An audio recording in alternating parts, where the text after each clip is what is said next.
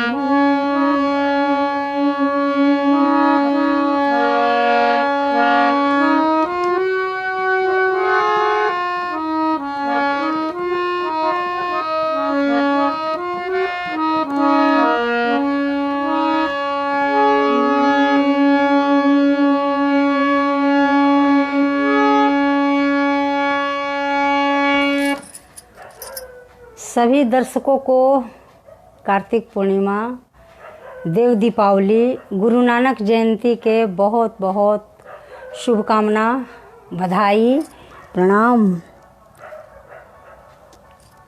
सब केहू के हार्दिक प्रणाम बा। कुछ लोग और जुट जाए तो शुरुआत करब।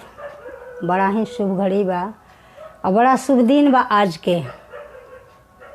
आज गंगा स्नान, दान, दीप दान, फिर जटा के दान, सब कुछ संभव हो गई।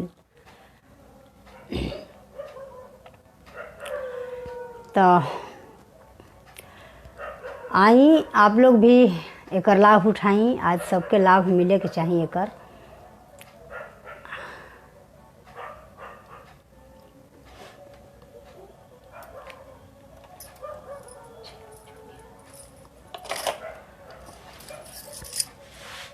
जे जे लाइव देख रहल बा सब केहू के हार्दिक प्रणाम। श्री चरण में गोड़ लगतनी। बहुत बहुत बधाई आप सबके। गुरु नानक जयंती, गंगा स्नान, कार्तिक पूर्णिमा, देव दीपावली के हार्दिक शुभकामना। बहुत बहुत बधाई।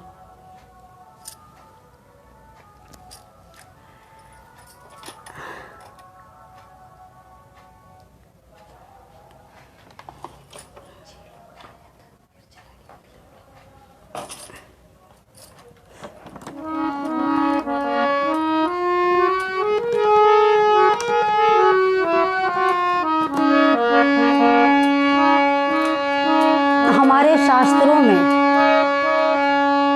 कार्तिक महत्व, कार्तिक पूर्णिमा और देव दीपावली का बहुत महत्व बताया गया है।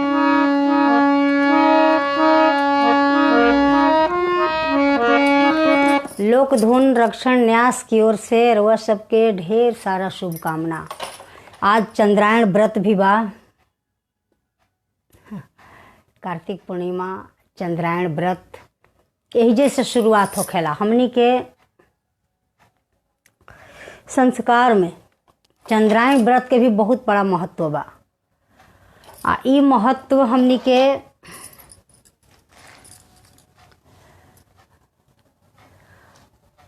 पुरखा लोग बतौले बा। हमनी के परिवार लोग बतौले बा। हमनी के परंपरा रहल बा।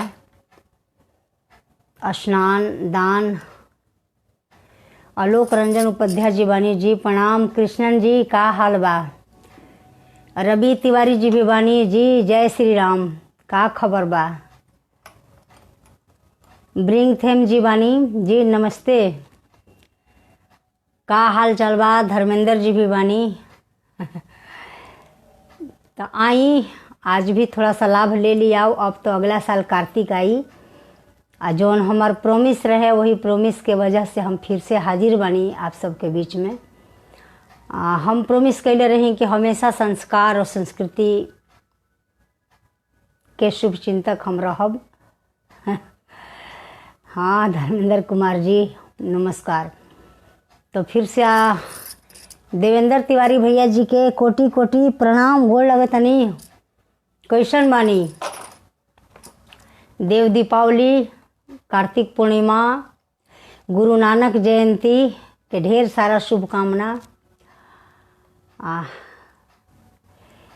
बम उपाध्याय जी भी बानी।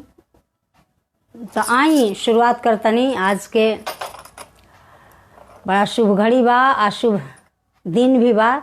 सोमवार, कार्तिक के महीना और पूर्णिमा, ये सब के संजोग बड़ा मुश्किल से मिलेला। और वह सबके आशीर्वाद अनमोल बा हमरा खातिर। तो आई कुछ संस्कार संस्कृति के बारे में चर्चा कल जाओ। सब तो होते रहता। आज व्रत समाप्त भइल, पूरा 1 महीना से चले वाला कार्तिक के स्नान, कथा, दीपदान, एकरे में वृंदा तुलसी, शालिग्राम के विवाह, देवउठनी एकादशी, तमाम अक्षय नमी, भोज भंडारा, भतुआ दान, सब कुछ संभव हो गई। छठ व्रत आपके आशीर्वाद के वजह से। आज भी व्रत बा चंद्रायण के, अभी अर्घ उर्घ दे करके आपके सेवा में हाजिर बानी। आशीर्वाद के जरूरत बा।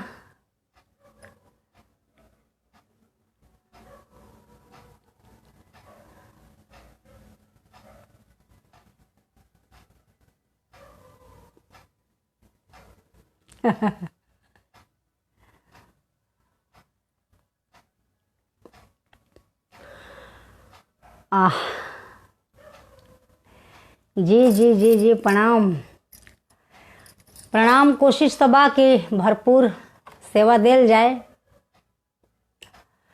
जे भी लाइव देख रहा बा पेज से, सब केहू के प्रणाम बा। और आई एगो भजन से शुरुआत करतनी। आध्यात्मिक चिंतन जीवन में बहुत जरूरी बा। अध्यात्म से बड़ा कुछ नहीं है। तो आई शुरुआत करतनी हम आज अत्रि ऋषि के कुटिया में जब सीता जी पहुंचल बड़ी। सती अनसुईया सीता जी के अपना बेटी के तरह आदर, सम्मान, श्रृंगार, नारी के चरित्र, बहुत सारा उपदेश दिहली। वही में से कुछ सुनावतानी। आप सबके आशीर्वाद बा। थोड़ा बहुत जितना आवेला हमरा।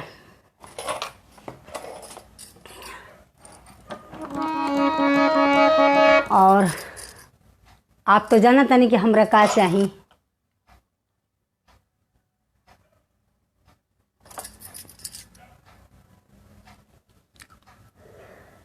शेयर होत रहे और आप सब आनंद लेते रही। बार बार हम कहीं लाई बात कि हमनी के आपन संस्कार, आपन संस्कृति बचावे के जिम्मेवारी बा। सब कोई कह दी कि हमरा भी टाइम नहीं है, हमरा कैला से का फायदा बा। तो फिर करी के केहू ना केहू के तो करे के पड़ी, केहू ना केहू के तो जिम्मेवारी लेवे के पड़ी। मालिक एक ही के केहू होला, सब कोई मालिक ना होखे। तो वह सबके आशीर्वाद रहल तो कुछ करे के इच्छा बा, मन में लालसा बा, श्रद्धा बा। अपन भोजपुरी खातिर, आपन संस्कृति खातिर, आपन संस्कार खातिर अगला किताब के भी तैयारी में लागल बनी। और आई एगो गीत। सती अनसुईया के दरबार में जब सीता जी पहुँचत रही, तो सती अनसुईया के कैसन चरित्र बा, नारी के कैसन होके के चाहिए और ओकरा से का होला।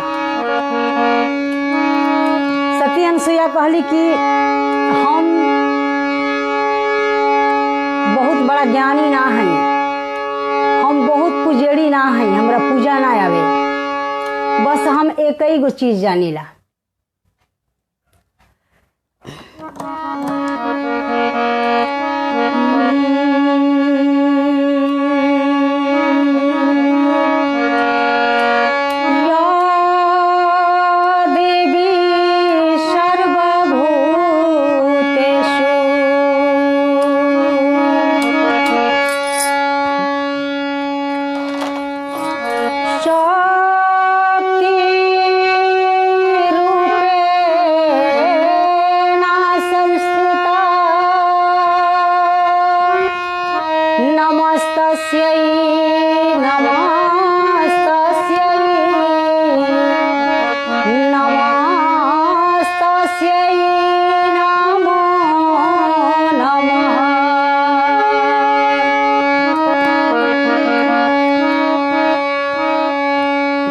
पूर्णिमा, गंगा स्नान, देव दीपावली सबके देखते हुए आज बड़ा ही शुभ घड़ी बा।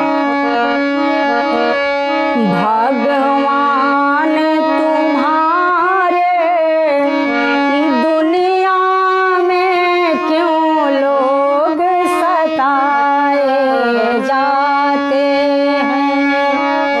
भगवान तुम्हारे दुनिया में क्यों लोग सताए जाते हैं। भगवान तुम्हारे दुनिया में क्यों लोग सताए जाते हैं। जो फूल चढ़े तेरे चरणों में पैरों से दबाए जाते हैं। पैर में ना लगे कि चाहे पूजा कर फूल बाकी रह जा। कभी का कह रहल बा कि जो फूल चढ़े तेरे चरणों में पैरों से दबाए जाते हैं। भगवान तुम्हारे दुनिया में क्यों लोग सताए जाते हैं। तमाम तरह के कवि के भाव बा, भजन बा। ऐसे तो हमनी के फोक से बढ़ के कुछ नहीं खे। बाकी जितना भी संगीत के उत्पत्ति बा फोक से ही बा। कि क्या लेकर जाएगा इस संसार से, क्या तूने पाया है इस संसार से। कुछ भी ना जाइए जैसे साथ में, बाकी आदत से मजबूर मनुष्य बिना कल छल कैले बिना झूठ बोलले पेटे ना भरे। ठीक बा गैला के बाद हिसाब किताब हो जा। कि सोचो जरा करो मन में विचार, ऐसा जन्म नहीं बार बार क्या लेकर जाएगा इस संसार से।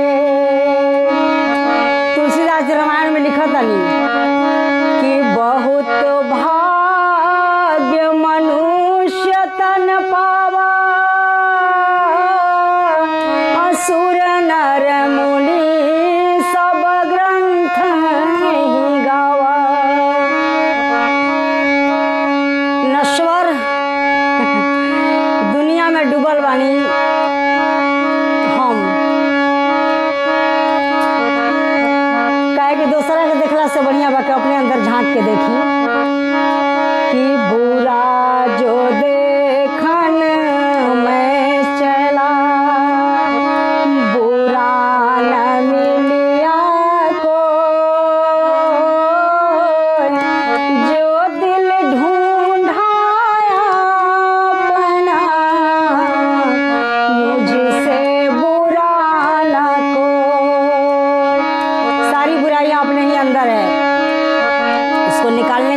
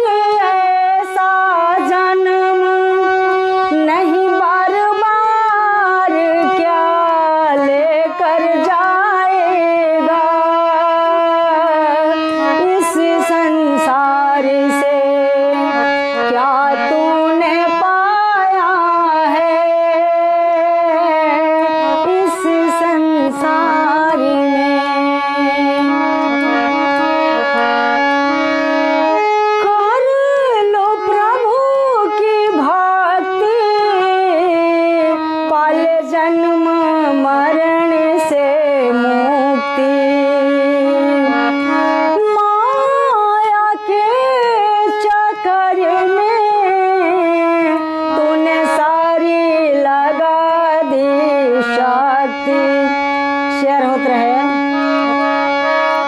भूल गया तू प्रभु को हीरा जन्म गंवाया है, तूने बेकार में हीरा जन्म गंवाया है, तूने बेकार में क्या लेकर जाएगा इस संसार से, क्या तूने पाया है इस संसार में। जे भी लाइव देख रहल बा सब केहू के बहुत बहुत प्रणाम, हार्दिक प्रणाम। आ शेयर होत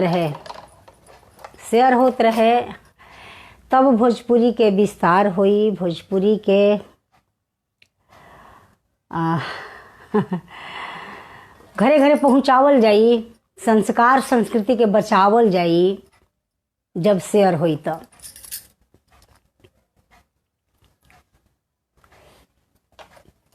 तो आई। अरे भैया प्रणाम प्रणाम।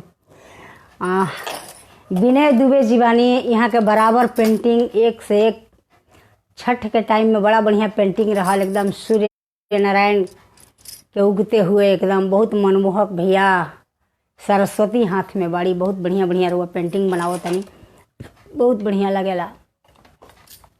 आई आज खास दिन बा, आज लगन भी बहुत बा, बहुत लोग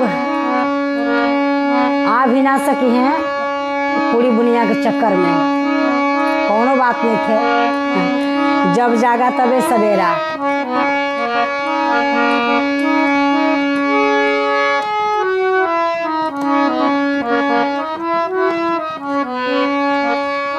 जब तुलसीदास जी लिखतनी अनसुईया के कुटिया में जब सीता जी पहुँचली तो संदेश देवे लगली,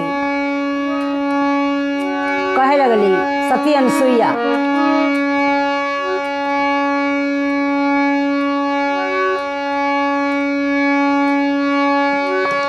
प्रभात किरण हिमांशु जी बानी, नमस्कार। शेयर होत रहे, आनंद लिही गुरु पूर्णिमा के।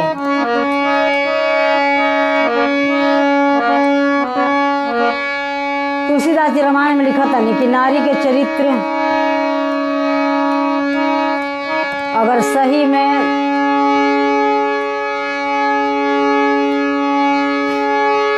सीता जी के समझाओ तरी कि धीरज धर्म मित्र अरु नारी आयापत काल परिखिया ही चारी।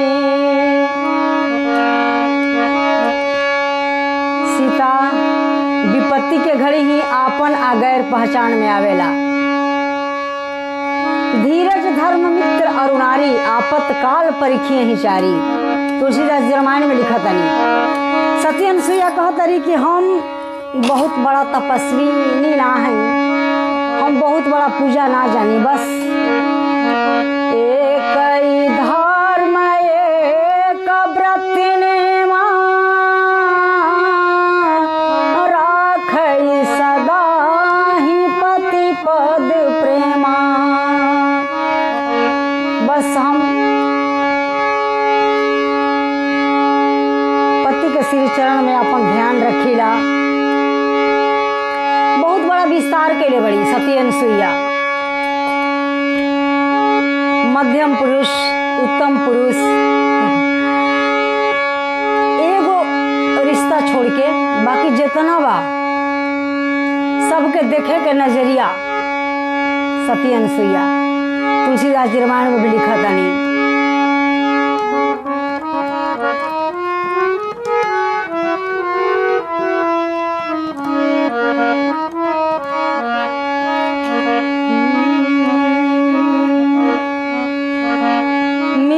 तरी भगवान श्री कृष्ण से, तारा है सारा जमाना, नाथ हमको भी तारो। भक्तों का करके बहाना, नाथ हमको भी तारो। हमको भी तारो, मेरा अवगुण निकालो। हमको भी तारो, मेरा अवगुण निकालो। भक्तों का करके बहाना, नाथ हमको भी तारो। तमाम तरह के भक्त और भगवान के बीच के बात बा। गंगा की उत्पत्ति धरती पर भइल। बहुत बड़ा इतिहास बा एकर।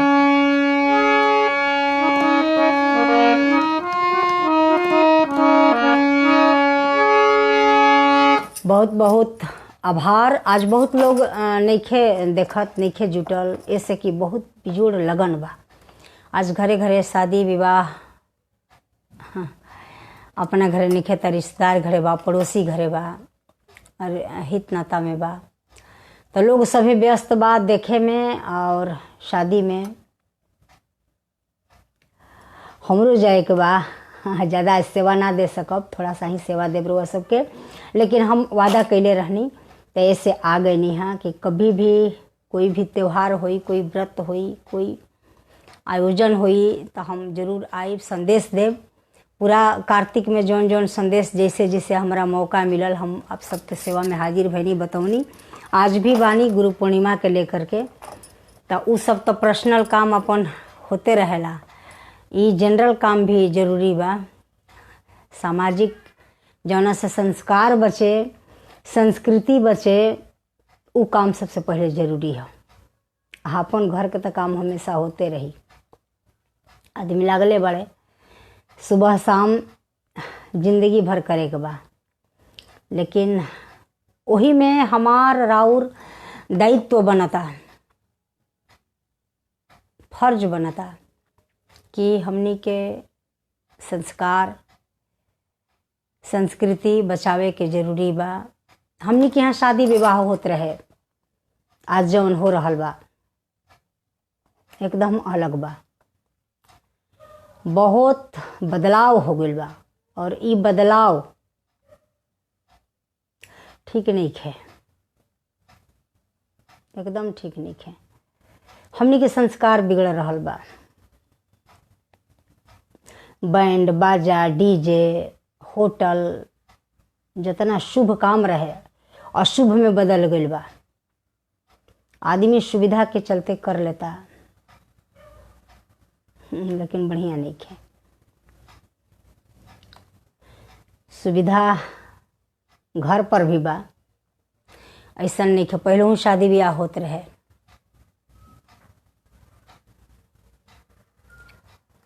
बाकी एह ढंग के ना रहे, प्रेम रहे, भाई लोग आवत रहे, मदद करत रहे, अड़ोस पड़ोस के आदमी सब्जी काट देत रहे, बड़ी फुलौरा बना दही, कितना बढ़िया लागत रहे। गोतिया भाई आई हैं, तो एकरा पर ध्यान देला के जरूरत बा। और आई एगो भजन।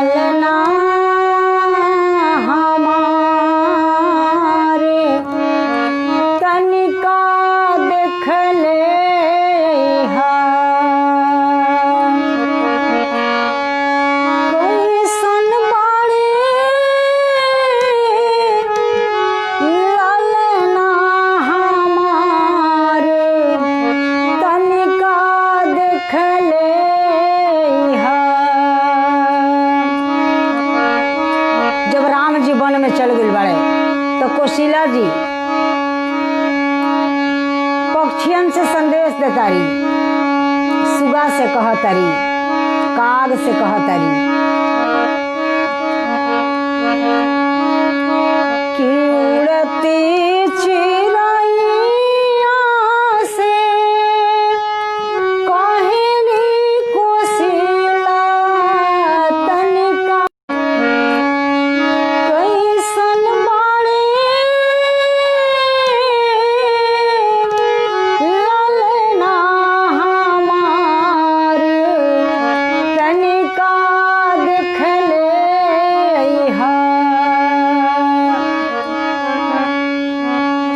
घरवा में रहले रामा तो सका गले चारे सुतले। सबसे ज्यादा अगर केहू के मन दुखित होला महतारी बड़ी, पल पल के ख्याल आवत रहे भगवान राम के वनवास गेला के बाद मन में भाव आवता कि घर में रहन त गलैचा तो सब तकिया पसुतत रहले, पता ना कहाँ हुई हैं कैसे हुई हैं, जंगल में का मिले ना मिले कहाँ हुई हैं, मन के भाव बा कि घरवा त रहले रामा तो सका गलैचा पर सुतले।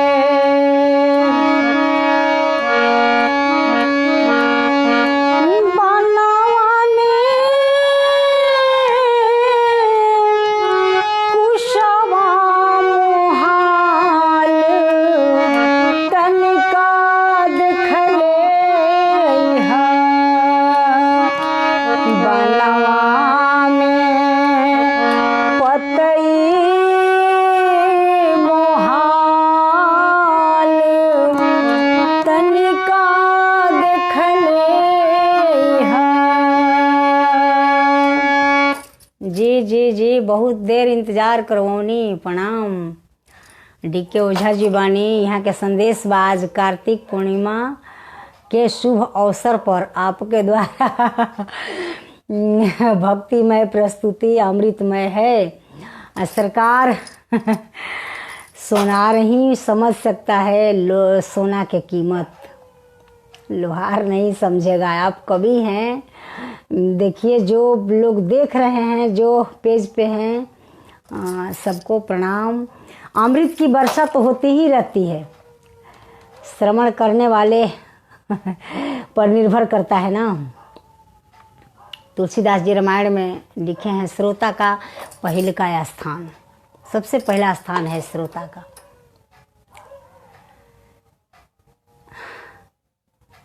तो ये आप बता सकते हैं कि अमृत की वर्षा हो रही है या हमें तो पता नहीं, बस हम तो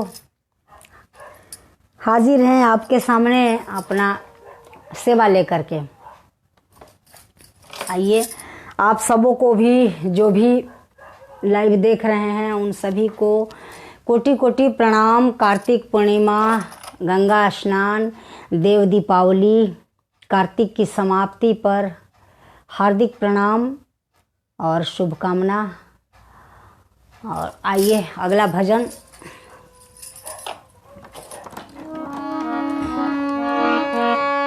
कि भगवान रिझेलन रिझावेलन कवना गुणवा से,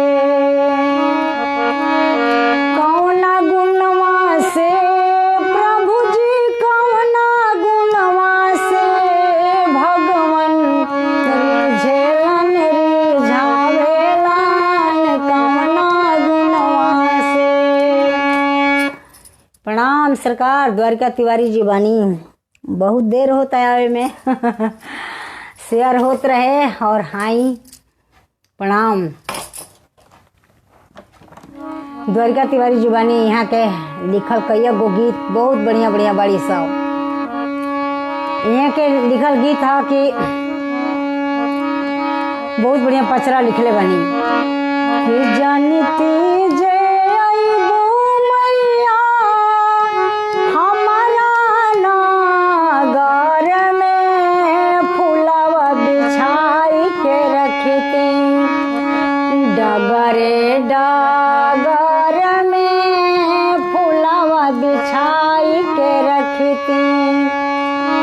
डगरे डागर में फुलावा बिछाई के रखी थी। तीन अंतरा के गीत बहुत बढ़िया, मन मोहित हो जाला जब वो गीत होला तो।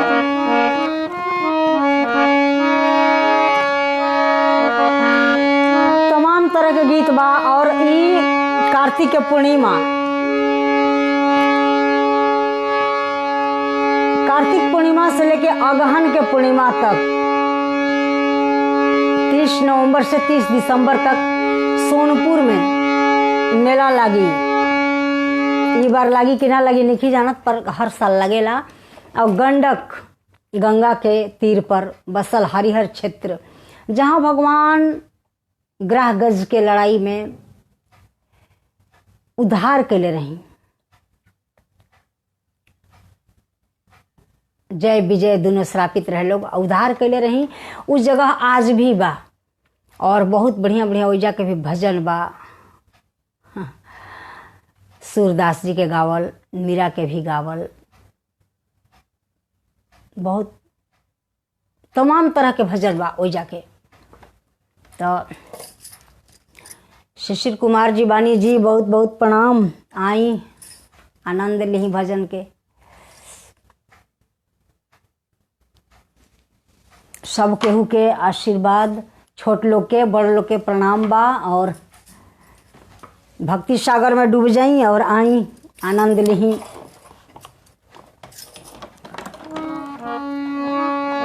ओही में गिरध आजामिल के आवेला बात। गिरध आजामिल के बात तब आवेला जब लोग के मन में भाव आवे लागल कि इनकर छुअल पानी ना पिए के चाही, यह शुद्ध बाड़ी। ईश्वर के कब कहाँ कृपा हो जाई केहू नहीं खे जानत। नवीन बाबू का खबर बा? तो कब केकरा पर ईश्वर के कृपा हो जाई। दुबई से बाड़े नवीन और सुनीता तिवारी। का बाबू? जब तक गंगा जमुन जलधारा अचल हो हुआ ही बात तुम्हारा। हा, बहुत दिनों के बाद दुबे द्विजा जीवानी कलकत्ता से हार्दिक आशीर्वाद। का खबर बा? बहुत दिन के बाद। तो जे देख रहा बा सब कोई के बहुत बहुत कार्तिक पूर्णिमा, गंगा स्नान, देव दीपावली, गुरु नानक जयंती के ढेर सारा शुभकामना। भगवान श्री कृष्ण हर आदमी के मनोकामना पूरा करी। ब्रिजेश मौर्य जीवानी जी नमस्कार।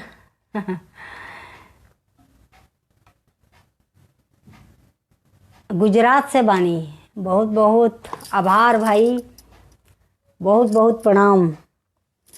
तो आई गिरध आजामिल के जो नाम आवेला, पहला हूँ हम कहनी है कि एक ही आदमी कोई सिपाही होला जवन पूरा मुक्त कर देवेला। सीमा पर कोई एक ही अड़ियल सिपाही होला जवन पूरा देश के सुरक्षा करेला, सुरक्षित रखेला।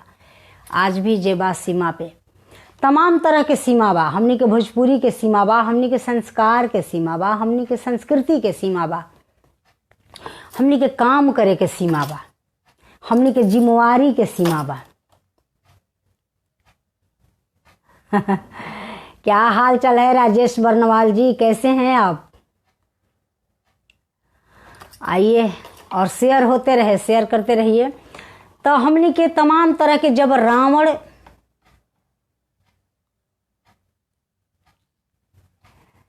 खूब खुश रहिए, मस्त रहिए। गुरु नानक बाबा आपका कष्ट दूर करें। जब रावण सीता जी के हर के ले जाते रहले तो जटायु गिरध बहुत वृद्ध रहले, वृद्ध रहले आ ऊ जानत रहन कि हम रावण से जीतब ना, रावण से हार जाए। फिर भी ई सोच के आगे बढ़ले, युद्ध कैले रावण से कि आवे वाला पीढ़ी हमरा के कायर कही, हमरा के कायर कही।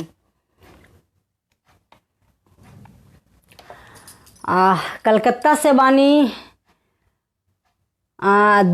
दिविजा जी, आजी के गोड़ लागतनी, आशीर्वाद चाहिए, आशीर्वाद बहुत अभी आशीर्वाद के जरूरत बा, अभी ताकत चाहिए, अभी लड़े के बा अपना संस्कार खातिर, अपना संस्कृति खातिर, अपन भाषा खातिर।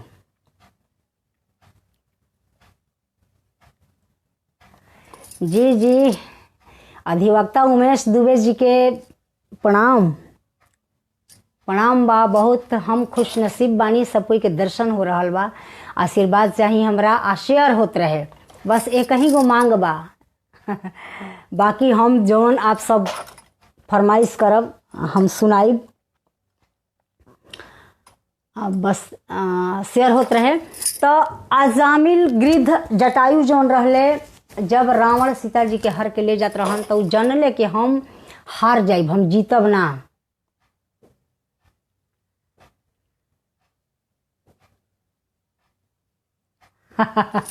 बहुत बड़ आशीर्वाद बा, ई आत्मा से ही आशीर्वाद निकलेला। धन बाड़ू बछिया बनल रहा, बहुत बड़ा आशीर्वाद है। एकर मरम हम जानतनी, कतना मिठास बा, कतना गहराई बा, कतना बड़ बात बा, उहेजा से निकलेला, वो हम महसूस कर सकतनी। तो हम अपने के आज सौभाग्यशाली समझतनी। हम ना गए हा, बहुत सारा गीता ओझा जी के प्रणाम बा, हमरो बुनियापुरी के न्योता बा, लेकिन हम तिवारी जी के भेज दिले बानी। बासी खाइल जाई, हई ना मिली। आज रोआ सबसे मिलल बहुत जरूरी रहे। अपन संस्कार संस्कृति के सेवा में बानी हम। हमनी के आज के संस्कार बा कि गंगा स्नान, आज बैगन, मुरई, भांटा, मुरई दान होला, बतासा, जिलेबी, ठेकुआ। आज पूर्णिमा के हमनी के छठ के ठेकुआ खाए के नियम है, जे जहाँ बा सब कोई खा ली ठेकुआ। सुनीता दुबई में तू खा ली है बाबू, गीता ओझा जी वो खा ले हब, जे जहाँ बा।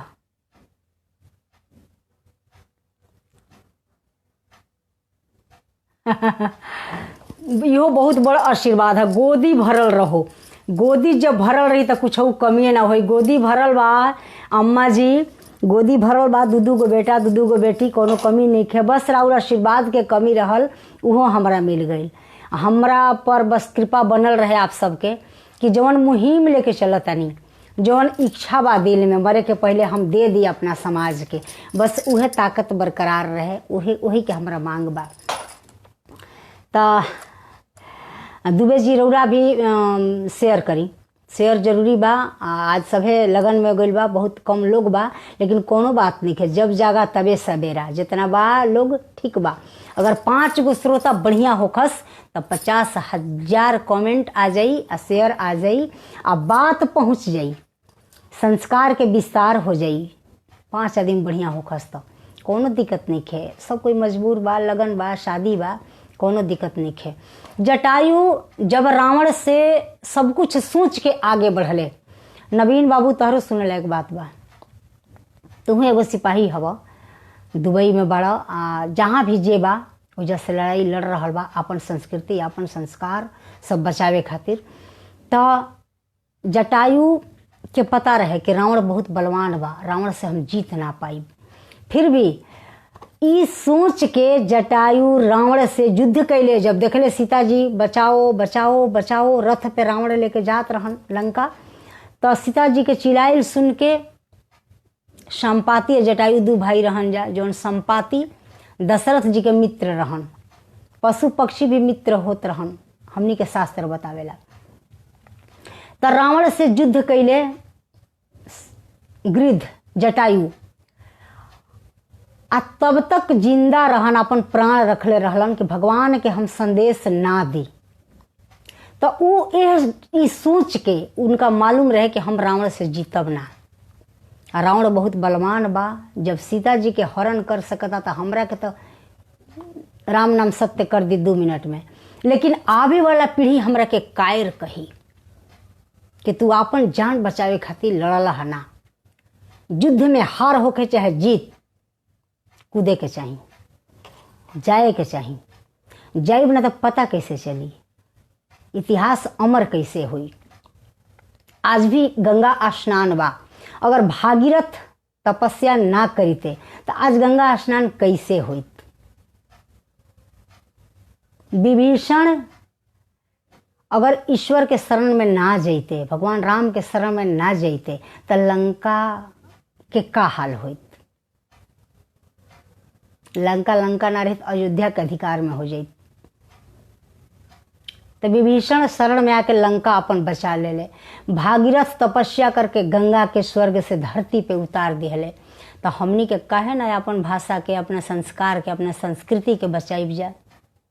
आगे बढ़ी, शेयर करत रही, भोजपुरी के विस्तार करी, संस्कार के बचाई। संस्कार रही, संस्कृति रही तो रौरो रहब बहुत बढ़िया से, रौरो कदर हुई, रौर पहचान यही से बा। नमस्कार विनय जी, कहाँ रहत निरुआ? शेयर होत रहे जे भी बा।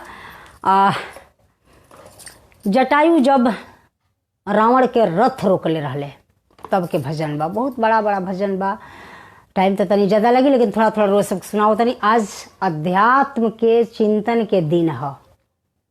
आज जितना अध्यात्म में जुटी, हमरो व्रत बा, चंद्रायण व्रत आज बा। अभी अर्घ उर्घ दे के वह सेवा में बानी, रात भर जागरण हुई अभी और औरो सुनिए कर आनंद लिही।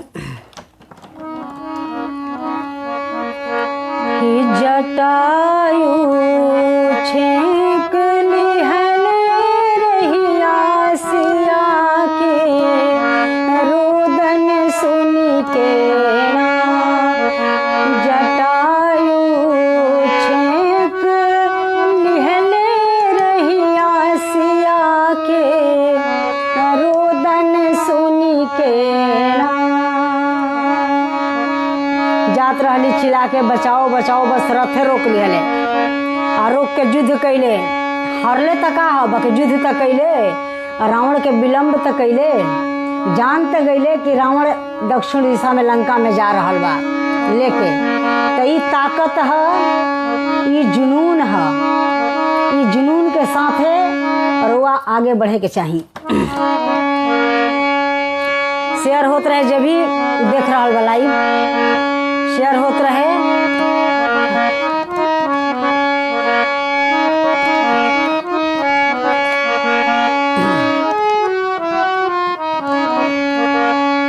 भगवान रिझेलन रिझावेलन कवना गुणवा से, प्रभु जी रिझेलन रिझावेलन कवना गुणवा से, कवना गुणवा से भगवान कवना गुणवा से, हरि जी रिझेलन रिझावेलन कवना गुणवा से।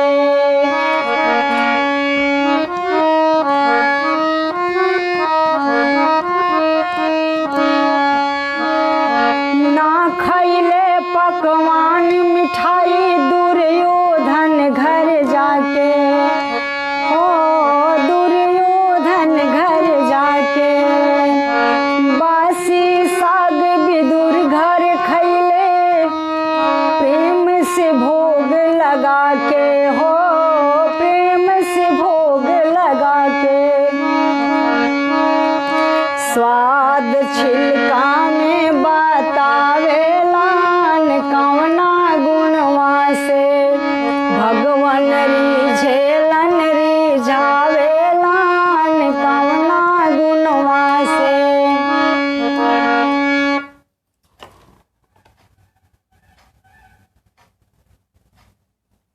अरे ठीक बा बाबू, कहाँ बड़? रोशन पांडे सिकरौल से बड़, बढ़िया तो बात बा। का बुझाता हमरो घर ओजे ह। बहुत बहुत आशीर्वाद बाबू। जे भी लाइव देख रहा बा, शेयर कम से कम शेयर होके। रोशन अइह कहियो घरे, बहुत बढ़िया।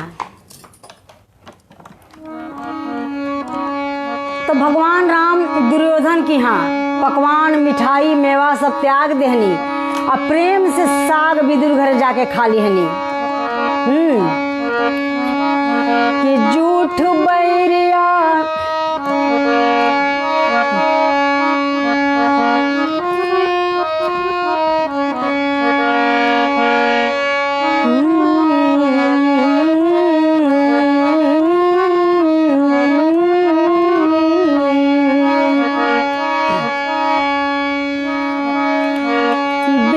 सभा में द्रौपदी पुकारे राखो लाज हमारी हो, राखो लाज हमारी।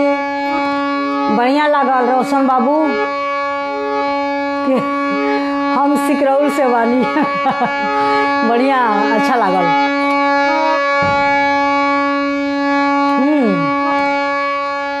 ब्रिजेश मौर्य जी बानी अच्छा हीरो सिकरौल से बढ़िया बहुत बढ़िया।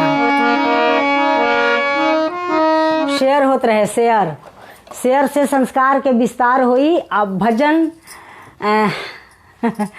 ध्यान से सुने के बाद अरे वाह तो कहाँ मारा तू लोग पुकारो आवे के चाहिए ना बाबू कभी। अच्छा बात बा।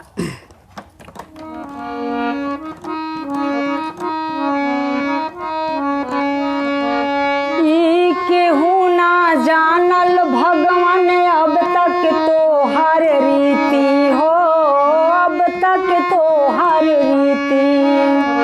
केकरा से तू बैर करेला केकरा से तू प्रीति हो, केकरा से तू प्रीति।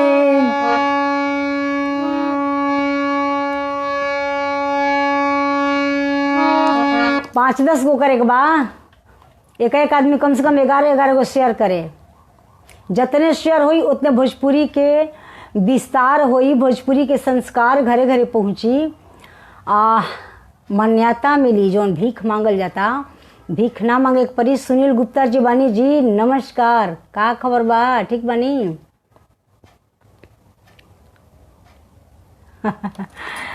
जी। रमन ओझा जी के भी प्रणाम बा, गोड़ लगतनी। और आई भगवान राम, भगवान कृष्ण, भोलेनाथ शेयर होत रहे सरकार, शेयर होत रहे। और यहाँ सब प्रेम के भूखल हैं। केहू ना जानल भगवान अब तक तो हर रीति हो, अब तक तो हर रीति। केकरा से तू बैर करेला केकरा से तू प्रीति हो, केकरा से तू प्रीति।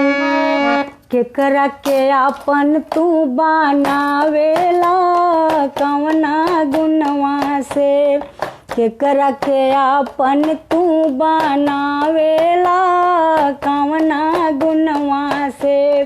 भगवान रिझेला रिझावेला कौना गुणवा से। तारादत्त चतुर्वेदी जी बानी जी, गोड़ लगतनी, बहुत देर भइल आवे में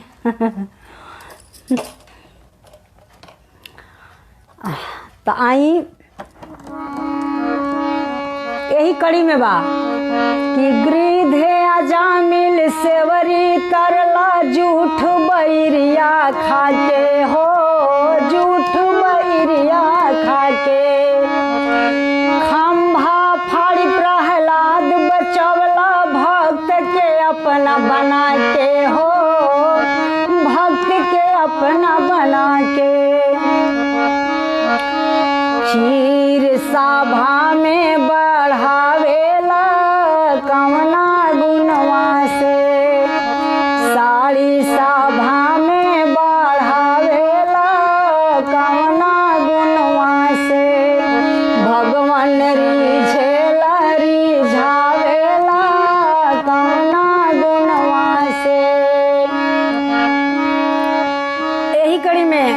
आजामिल के बात आवता, जकरा हाथ के केहू पानी ना पियत रहे, लेकिन ऐसन कृपा भइल भगवान के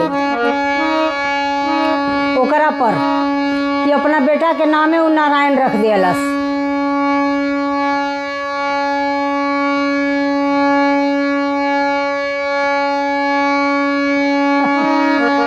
जरूर जरूर हो जाई जन्म संस्कार, चिंता करे के बात नहीं थे।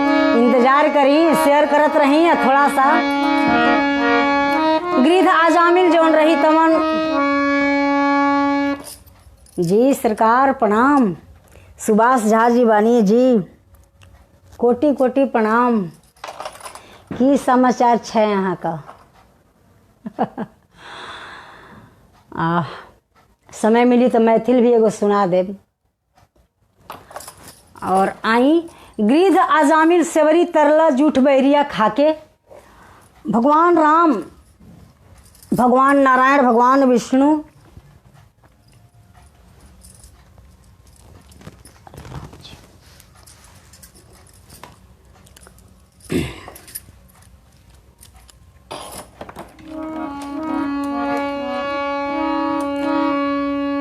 अभी के नाम जौन बा तौन हमनी के संस्कार में जौन रखा रहल बा, बहुत गड़बड़ नाम रखा था।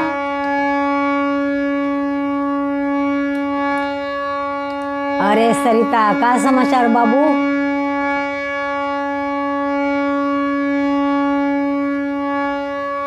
तोहरा ना मिलल? अच्छा हम भेज देब। सरिता पांडे जी बड़ी चेन्नई से। भोजपुरी संस्कार दुर्लभ गीत के किताब सब कोई के भेजले बानी, पहुँचौनी। सरिता के नहीं मिलल, ठीक हो बाबू, काल तरह के भेज देम, काल तरह के भेज देम। गिरिध आजामिल जौन रहे वो अपना बेटा के नामे रख दिलस नारायण। पहले के लोग, पहले के पूर्वज, पहले के गुरु पुरोहित के बात लोग मानत रहे, ब्राह्मण के बात लोग मानत रहे। आदमी ई सोच के अपना बेटा बेटी के नाम बढ़िया रखत रहे, राम, श्याम, शंकर, शंभु, पारस, पशुपति, गंगाधर, मुरलीधर, कि ईश्वर के मरे घड़ी भी आदमी एक बार चिंतन कर ली, नाम ले ली तो मोक्ष मिल जाई, उद्धार हो जाई। ई सोच के कोई भी नाम लेते रहे, राम सुनो, ए श्याम सुनो। अब तो लिट्टू, बिट्टू, फिट्टू, किट्टू, माने जितना गंदा चीज बा उहे सब नाम रखा रहल बा। सब विदेशी कल्चर, सब विदेशी कल्चर सत्यानाश हो रहल बा। एकरा से बचे के चाही, ना बचला पे बड़ी दुर्दशा बा। हमने के संस्कार ना हो। लिट्टू और बिट्टू और सिट्टू से ना बनी, मोक्ष ना मिली। अरे बाबा यार जी के तो कम दिन के जिंदगी बा, माई बाप जौन बा ना तवना के गंजन बा। इससे प्रार्थना बा कि भोजपुरी सभ्यता, भोजपुरी संस्कार, भोजपुरी संस्कृति पर विचार करते हुए यह नाम से बची। तब गिरिध आजामिल जौन रहे तवन भगवान के भक्ति करत रहे, लेकिन उ जाति से त्वाइफ रहे। ओकरा के लोग गंदा नजर से देखत रहे, ओकर भाव लोग ना देखत रहे, भाव लोग ना देखत रहे कि ओकरा अंदर भाव कितना बा। सेवरी के भी यह गति भइल, भिलनी रहली, उनको भी लोग देखत रहे छोट जाति से बाड़ी, भाव ना देखत रहे। तब भाव ईश्वर देखेले। आजामिल जौन बिया तवन त्वाइफ रहे, लेकिन कर्म ओकर अच्छा रहे। जाति से बेस्या रहे पर ओकर कर्म बढ़िया रहे। कर्म अतना बढ़िया रहे कि ओकरा पेट में बच्चा रहे, आ वही घड़ी संत महात्मा पहुँचल लोग, आ उ आखिरी ओकर अवस्था बहुत गड़बड़ रहे, अवस्था बढ़िया ना रहे। ओह रात्रि में उनका लोग के बनौलस, खियौलस, रखलस, जगह दिलस, कोई जगह ना देते रहे। उ जगह दिलस, उ लोग आशीर्वाद दे के गई। उस ब्राह्मण ना, संत महात्मा ना ही, उ ईश्वर ही रहले जो ओकरा घरे पहुँचा रहले। आ उनका लोग के आशीर्वाद लेके आ उ अपना बेटे के नाम धर दिलस नारायण। हमनी के शास्त्र में बा कि रहा आजामिल के बेटा नारायण, था प्यारा हो, नारायण नाम था प्यारा। हे नारायण मुझे बचाओ, अंतिम बार पुकारा, लेके चक्र सुदर्शन धावेला, कौना गुणवा से लेके चक्र सुदर्शन धावेला, कौना गुणवा से भगवान रिझेला रिझावेला, कौना गुणवा से। ई प्रभाव रहे। चक्र सुदर्शन लेके आ गए विष्णु के पार्षद लेवे खातिर। माला जपते लोग रह गए। तुलसीदास जी रामायण में लिखत तनी सेवरी के नवाधा भक्ति में कि जन्म जन्म मुनि जतन कराही,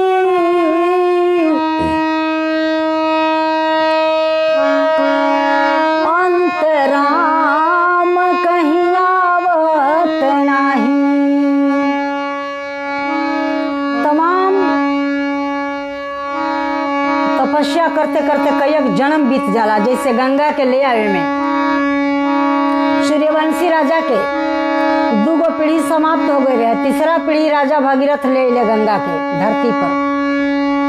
तो जोगी वृंद दुर्लभ भगति जोई। तुलसीदास जी लिखत आनी राम जन्म जन्म मुनि जतन कराही, रामा हो रामा, रामायण राम कहीं आवत नाही, रामा हो रामा। है कि जन्म जन्म मुनि जतन कराही, अंतराम कहीं आवत नाही। और वही कड़ी में तुलसीदास जी लिखा तनी सेवरी के नवाधा भक्ति में कि जोगी वृंद दुर्लभ भगति जोई, सो कहु आज सुलभ भई सोई। जमन जोगी महात्मा के दुर्लभ होला जीवन, तवन आज हमरा आसान से मिल गए, आसानी से मिल गए। भगवान हमरा दुआरी पे आ गए। सेवरी के नवाधा भक्ति में बहुत बड़ा राज छुपल बा। सेवरी पढ़ल लिखल ना रहली, सेवरी के बड़ा दुर्दशा रहे, लेकिन हेजा ईश्वर के चरण रहे, ध्यान रहे, सात्विक विचार रहे, सात्विक मानसिक हमेशा से भाव रहे। 9 प्रकार के भक्ति एक साथ सोचला पे कैसन लगता। एक आदमी घर से निकालल होखे, समाज में होकर कहीं जगह ना होखे, जाति से छोट होखे, छुप छुप के प्रथम भक्ति संतन कर संगा, दूसर रति मम कथा प्रसंगा। संत के संगत में रहला पर भी भक्ति प्राप्त होला। प्रथम भक्ति संतन कर संगा। तुलसीदास जी रामायण में लिखत नहीं कि पहिलका भक्ति है। हमनी के पूर्वज लोग कहेला कि भाला संग रहिया त खइहा बीरा पान, बुरा संग रहिया कटैहा अपन कान। तो ई प्रभाव है संगत के। पूर्वज लोग भी बहुत ज़्यादा पढ़ाई लिखाई ना रहे, लेकिन ज्ञान रहे, बहुत बड़ा ज्ञान रहे, बहुत परख रहे, अनुभव रहे। वहाँ सब सोच विचार के कोनो बात बोलत रही, वहाँ चिंतन करी। हमनी के पीढ़ी के ओहिजा जाए के चाहिए। काई जहाँ कुछ नहीं के तहाँ लोग फेंक रहल बा मार पैसा, जहाँ से बटोरे के बा तहाँ ध्याने नहीं खे। तो तुलसीदास जी जे भी पेज से देख रहा बा सबके प्रणाम बा। और आई अगला भजन।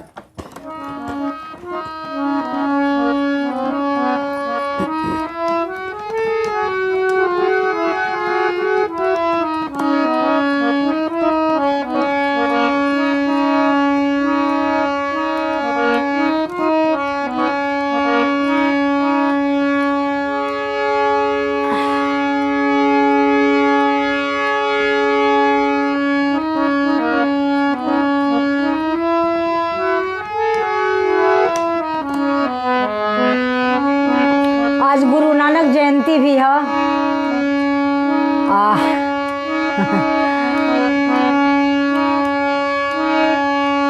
कुछ शुभचिंतक लोग, हमार गार्जियन लोग देख रहल बानी लाइव, वहाँ के भी जन्मदिन है, तो महसूस करी अनेक जोग रखले रखब, कहे कि जन्म संस्कार में तो खर्चा बर्चा करे के पड़ेला। तो आज के खर्चा ई पार्टी ये रहल कि वह सब शेयर करी। आई एगो सोहर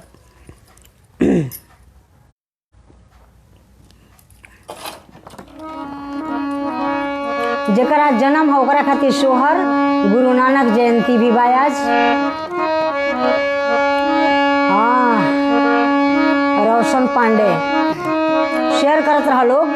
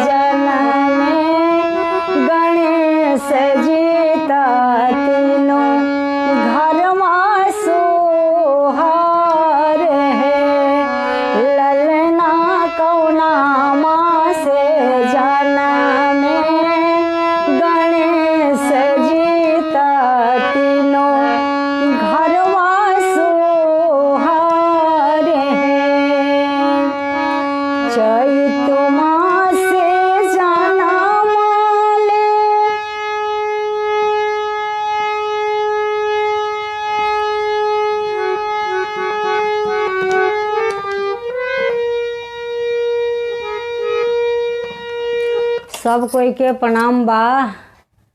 प्रेम शंकर दुबे जी के भी प्रणाम बा। विजय कांत मिश्रा जी के भी प्रणाम बा। शेयर होत रहे शेयर सोहर का आनंद लेही। इस सृष्टि के राग है। हम जब जन्म संस्कार के प्रोग्राम दिहिला तब पूरा बताइला विधिवत कि सृष्टि के राग है। जब मनुष्य धरती पे आवेला तो ओकर आवाज़ जब निकलेला तो ओकर नाम का होखेला। ई सृष्टि के पहले विचार भइल बा। आ ई फोक संगीत में बा, ई भोजपुरी संस्कार में बा। भोजपुरी संस्कार में ई बात बा। जब हम फोक पर सर्च करत रहनी तो हमरा ये चीज़ मिलल कि ई साधारण चीज़ नहीं है, बहुत बड़ बात बा हमनी खातिर। तमाम तरह के सोहर बड़ी सब सृष्टि का राग हो सामवेद। सृष्टि करे के पहले एक रचना भइल सामवेद के। चैत मासे जनमले रामचंद्र, भादो मासे कृष्ण जनमे,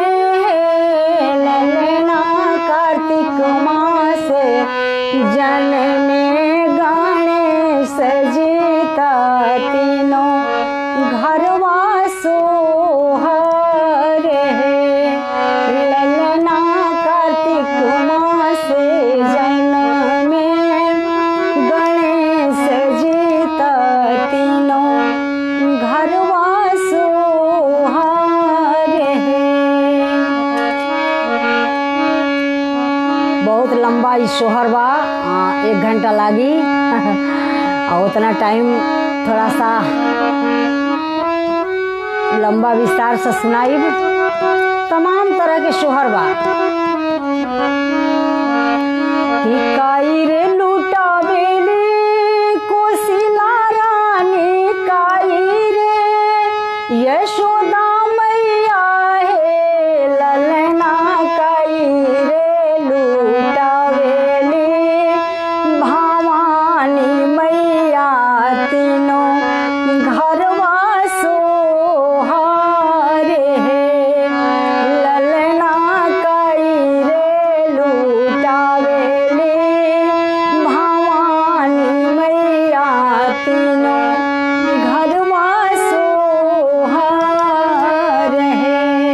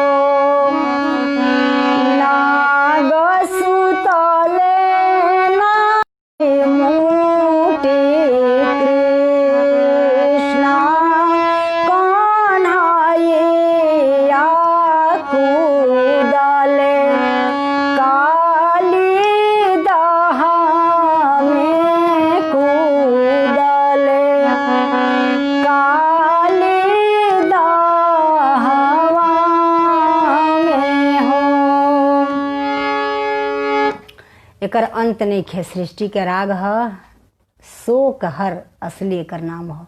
एकरा बारे में विस्तार से कभी खूब बढ़िया से बताइब, बहुत लंबा बा। भारद्वाज ऋषि पहिलका बार यह सोहर है। महिला लोग गावत रहे तब पता ना रहे कि ई एकर नाम सोहर है। गावत रहे लोग ऐसे ही। भारद्वाज ऋषि के इतना बढ़िया लागल कि वहाँ के खड़ा होके सुननी पहले तब, आ सुनला के बाद में जब वहाँ के खूब बढ़िया लागल तो वहाँ के पहले वेद पढ़ल जात रहे, पहले वेद गावल ना जात रहे। वहाँ के भारद्वाज ऋषि पहिलका बार सोहर के आधा भाग में पूरा वेद गा गईनी, पूरा वेदे के गा गईनी, गा देहनी।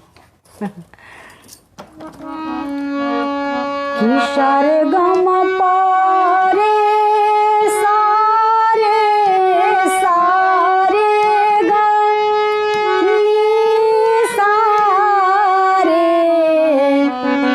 सारे गम पारे पगरे सानी सारा नी सागरे।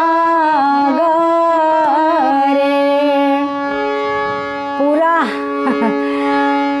आधा सोहर के भाग में पूरा वेदे गा गईनी। यही से एकर नाम है सृष्टि के राग शोक जोड़ हर सोहर। जब वंश के उत्पत्ति होला, जब वंश बढ़ेला, जब घर के चिराग आवेला, जब उम्मीद के दिया लंबा ज्योति लेके प्रज्वलित होला, ओकरे नाम है सोहर। यह है सोहर, सृष्टि के राग सोहर। विस्तार से कभी खूब बढ़िया से सुनाई। और टाइम भी हो रहा बा, अब रउआ सबके राउर आदेश चाहिए। आज व्रत भी बा, गुरु पूर्णिमा, गंगा स्नान, गुरु नानक जयंती, कार्तिक पूर्णिमा, तो ये सब बा। अब रोज सबके का आदेश बा, जौन रहे तो उन तो सुना देहनी। भक्ति के कोनो अंत नहीं, सागर है, सामवेद सागर है। जितना एकरा में डूबल रही, जितना आनंद नहीं उतने कम बा। और शेयर होत रहे। और फिर से हम आइब अगला लाइव में, तो फिर जौन जौन रउआ सबको डिमांड हुई सुनाइब। अपन संस्कृति, अपन संस्कार बचावे खातिर शेयर होत रहे। पता ना रउआ मिलल कि ना मिलल,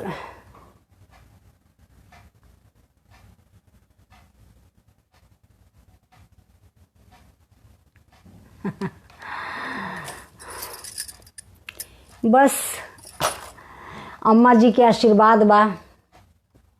फिर आइब, फिर सुनाइब। मशाल लेके खड़ा बनी, मरे के पहले सब दे के जाइब। चिंता करे कोनो बात नहीं है।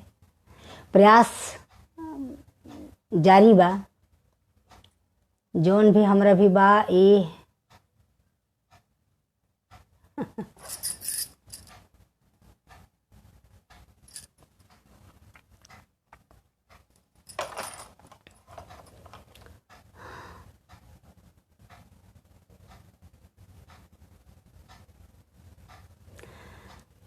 बहुत आशीर्वाद ट्विंकल बाबू, बहुत देर से अइलू।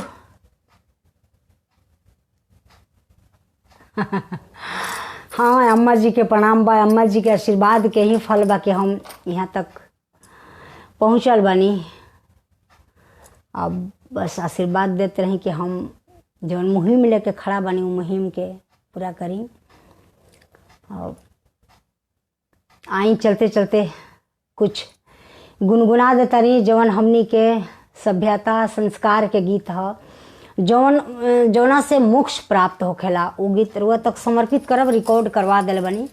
और ये हमनी के अधिकतर कार्तिक में नहाए घड़ी गीत गवाला। ऐसे बहुत सारा गीत गवाला। वहाँ के जाना तनी मैया अम्मा जी, आजी, इया, ये सब हमनी के गांव के भाषा है। तो चलते चलते जौन हमनी के कार्तिक में गावे नी जा।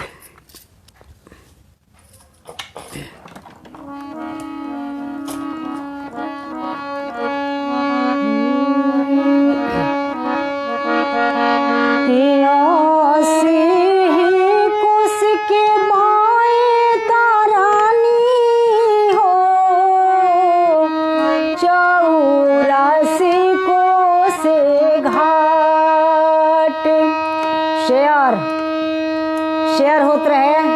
आखिरी गीत चल रहा बा। ये बहुत बड़ गीत है। जरा आवत ठीक बा, जरा निखे आवत अपना आजी से, इया से, मैया से, अम्मा से सीखी। ये मंत्र के तरह हमनी के फोक गीत बा भोजपुरी के।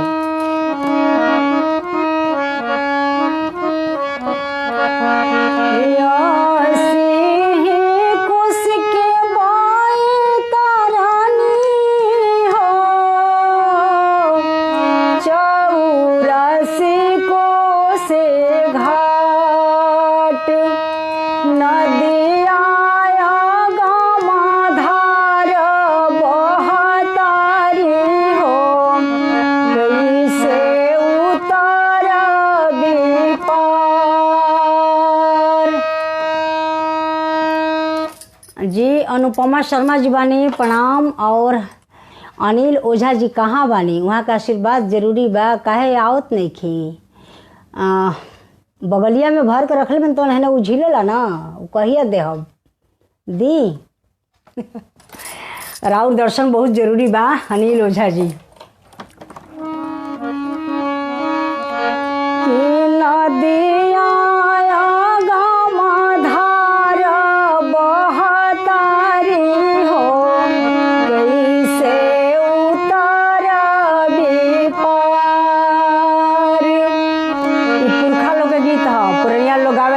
रिकॉर्ड करके रखले बानी, ऑडियो वीडियो भी बाय कर, जरूरत है तो समर्पित करब। गुरु जी पुकारिला हो, उहावा गुरु ना हमार। गुरु मोरा बसेले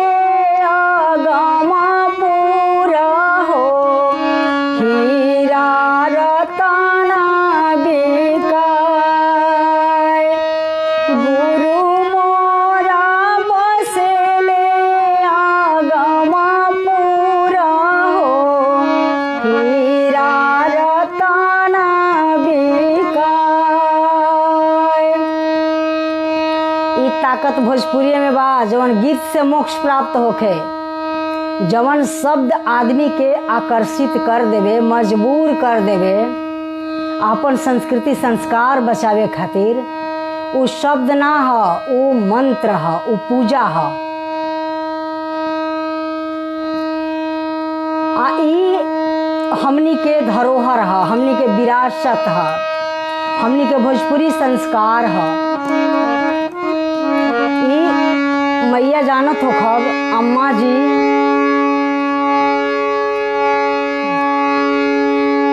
मैया से ही हम सीखले बनी कि पहले लोग दान पुण्य करी, सब कुछ दान पुण्य करी कि ओहिजा चाही नु, एहिजा सब कुछ बा, ओहिजा खातिर आगे के रास्ता खातिर।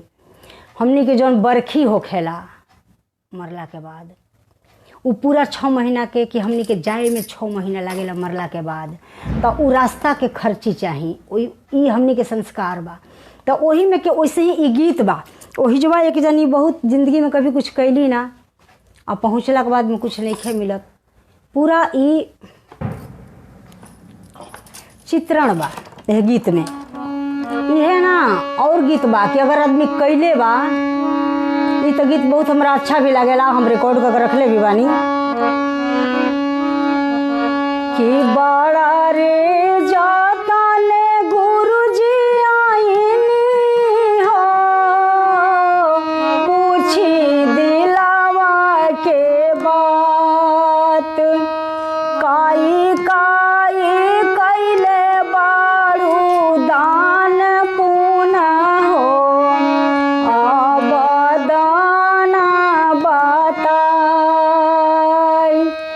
अभी तो नयका पीढ़ी कहता कि के देखले बाई कुल्ही। बाबू ही मत भूला कि आइल बड़ा तो जइब, जन्म भइल बा तो मृत्यु निश्चित बा। आ शास्त्र कभी झूठ ना बोलेला, बड़ लोग कभी व्यर्थ के बात ना करे। ज्ञान के सम्मान कर, बड़ बुजुर्ग के मान्यता देवही के पड़ी। उ लोग जौन देखले बा तू नइखा देखले, उ लोग जौन अनुभव कैले बा तू नइखा कैले। तू पैसा देख के सीखत आ रह।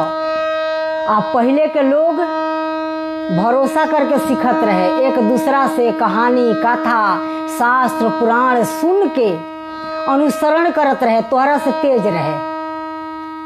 आज के जौन पीढ़ी ओवर एक्टिंग आ ओवर चलाक बनता, ठीक नहीं खे।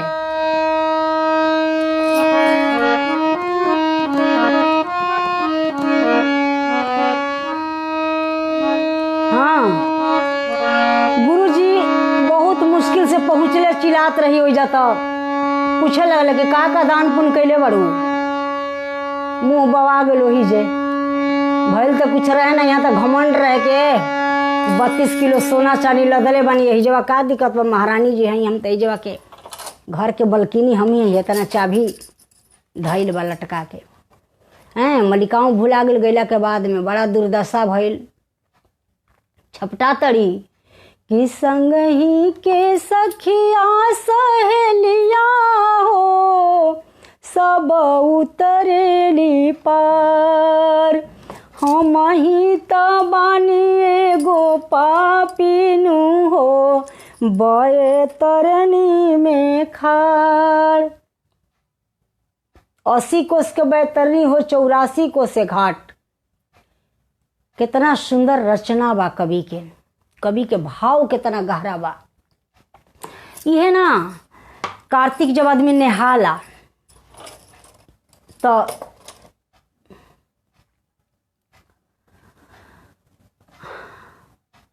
अजय प्रसाद जी बानी जी नमस्कार। तो संजय कुमार पांडे जी बानी जी प्रणाम।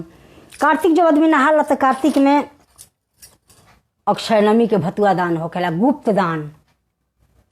यह कार्तिक महीना जौन बीत गई, बहुत बड़ा विस्तार बा कार्तिक के। एकरा में आदमी जब दान पुण्य कैले रही तब लड़ी बोली कहीं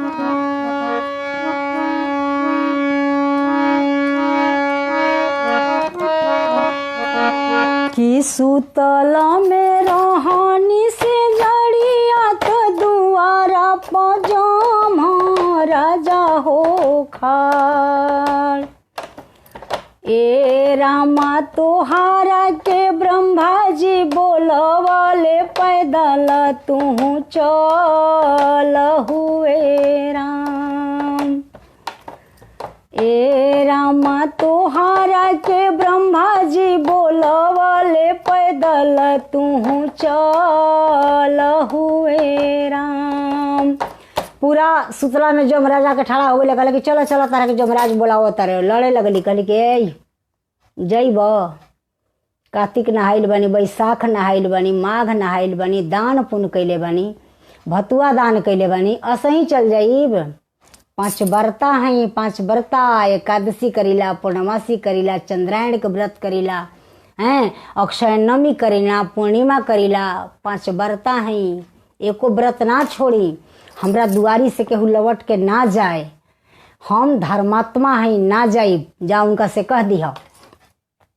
तो कर्म रहे तब न लड़ली, कर्म ना रही तो कहाँ से लड़ी हैं। बिना कैले कहीं कुछ नहीं खे। कर्म करही के पड़ी, कर्म भूमि है, कर्म क्षेत्र है। यही जा जे भी पेज से लाइव देख रहा बा सब कोई के प्रणाम बा। बहुत बहुत आभार व्यक्त करतनी।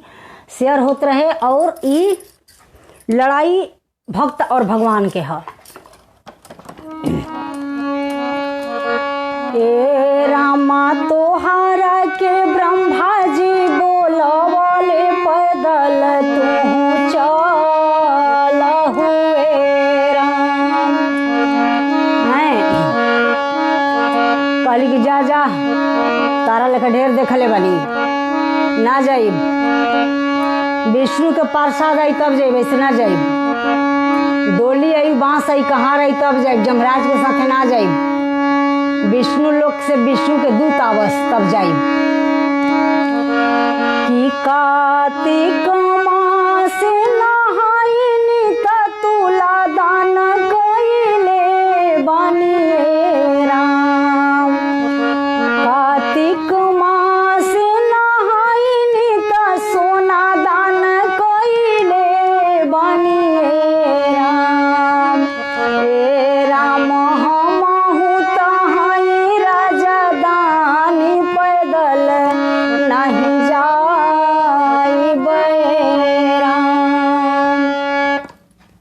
ना गईली ओहिजा बड़ा खेला भइल, बहुत बड़ा इहो भजन बा। अखिलानंद शर्मा जी बानी जी, प्रणाम। बहुत देर हो गई सरकार, अब लास्ट में विदाई बा हमार। बहुत देर से इंतजार करते रही, रोना नहीं, अब शेयर करी, शेयर करके सुनी, का कहीं बहुत पहले से बानी इंतजार में। बहुत लंबा इहो भजन बा, करीब 1 घंटा लागी, पूरा ना भइल। जमराज गईले ओइजा कहले करे उ तो आवते नहीं खी, उ तो कहते रही कि हम कार्तिक नहाइल बनी, बैसाख नहाइल बनी, माघ नहाइल बनी, से हम ना जाइब विष्णु लोक से, विष्णु के दूत हैं तब हम जाइब, हम ना जाइब। तो चित्रगुप्त के बुलावल गईल, पोथी है भाई देखो खोला, उनकर बही खाता का बा, का करता धरता बाड़ी, देखल गई तो सच में पूरा सब कैले रहली। बैसाख नहाई रही, सातु दान कैले रहली, सिरफल दान कैले रही, माघ नहा के अग्नि ना तापत रहली ठंडा में, ऐसे ही कार्तिक नहाई रहली। तो लड़ली भगवान से अपना दूत से, फिर इनकरा के डोली कहाँ रे आइल।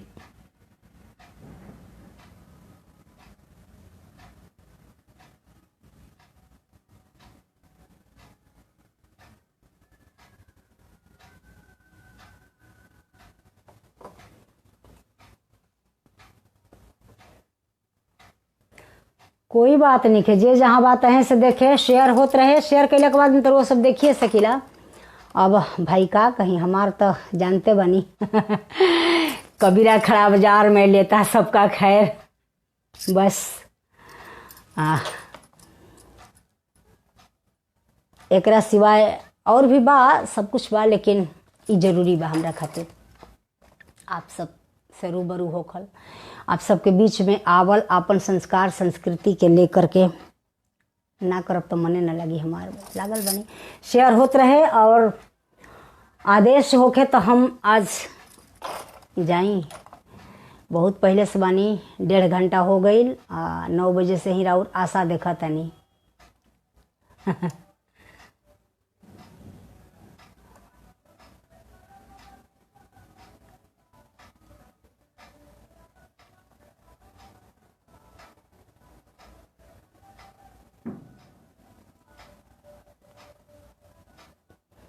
बिल्कुल बिल्कुल, तुलसीदास जी नवाधा भक्ति में लिखा तनी कि शिवजी के नवाधा भक्ति में, जप तप दान पुण्य अध्यात्म ऐसन चीज है कि कहीं भी आदमी लड़ सकेला।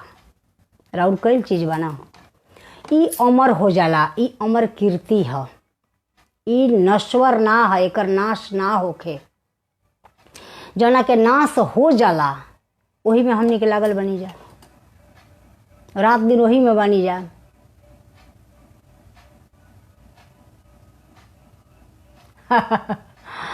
कोनो बात नहीं है अम्मा, आपके आशीर्वाद बा।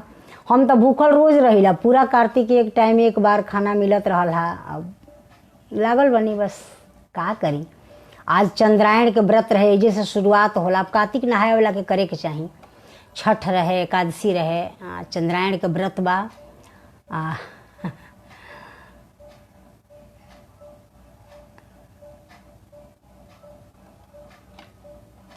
कोनो बात नहीं है, ठीक बा जी, जरूर। अखिलानंद शर्मा जी बानी सूरत से, यहाँ कहतन कि गीत सुना के जाई, लेट से आइल बानी, जरूर सुनाई सरकार। शेयर होत रहे, रोज सब शेयर करत रही कि भोजपुरी के विस्तार होके। अम्मा के बहुत बहुत प्रणाम बड़ुए। तुलसीदास जी लिखले बानी कि मंत्र जाप मम दृढ़ विश्वासा, पंचम भजन सुवेद प्रकाशा। ई मन में होखे कि हम जौन करतनी तो बहुत बढ़िया करतनी, एकर परिणाम बहुत बढ़िया होई, एकरा के केहू काट ना सके, ई आगे चल के फल बढ़िया दी। ई मन में लेके संकल्प आ करी तो कोनो दिक्कत नहीं है।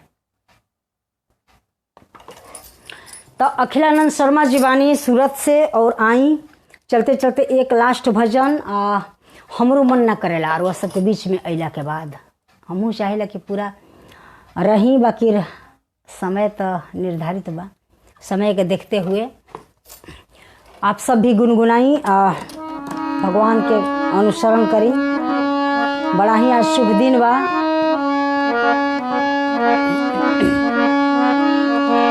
ही पड़े रहो हरि मस्त भजन में, पी लो शंकर की बूटी। पड़े रहो हरि मस्त भजन में, पी लो शंकर की बूटी। पड़े रहो हरि मस्त भजन में। ई बूटी ब्रह्मा जी पियले, विष्णु जी पियले। यह बूटी, ई बूटी श्री राम जी पियले। अइले सेवरी के कूटी। पड़े रहो हरि मस्त भजन में, पी लो शंकर की बूटी। पड़े रहो हरि मस्त भजन में।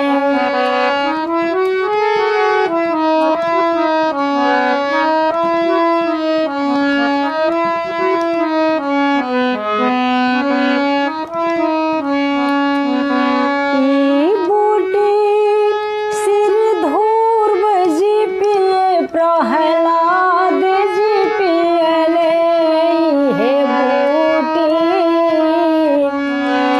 ई बूटी विभीषण पियले। सोने के लंका लूटी। ई बूटी विभीषण पियले। सोने के लंका लूटी। पड़े रहो हरि मस्त भजन में, पी लो शंकर की बूटी। पड़े रहो हरि मस्त भजन में।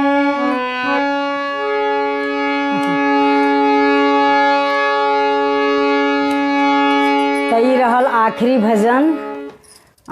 आप सबके बहुत बहुत गुरु पूर्णिमा नहीं, कार्तिक के पूर्णिमा, गुरु नानक जयंती, गंगा स्नान के ढेर सारा शुभकामना। बहुत बहुत सब केहू के प्रणाम।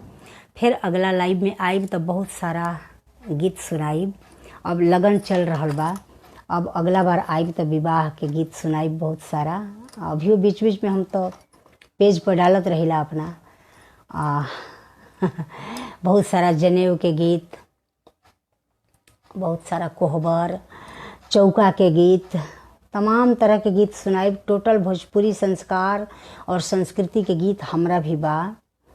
भजन अनेकों बा। ये आप सबके आशीर्वाद बा। जवन गीत चाही लोक धुन रक्षण न्यास के वाल पे मिली, रुआ यूट्यूब चैनल पे मिली। और फिर अगला प्रोग्राम में रुआ से मुलाकात हुई, बात हुई। तब खातिर हमरा के आशीर्वाद दी सब है। शेयर होत रहे, जाते जाते शेयर कम से कम। ई शेयर हमनी के भोजपुरी के विस्तार करी। ये हमनी के ताकत बा। चलिए प्रणाम।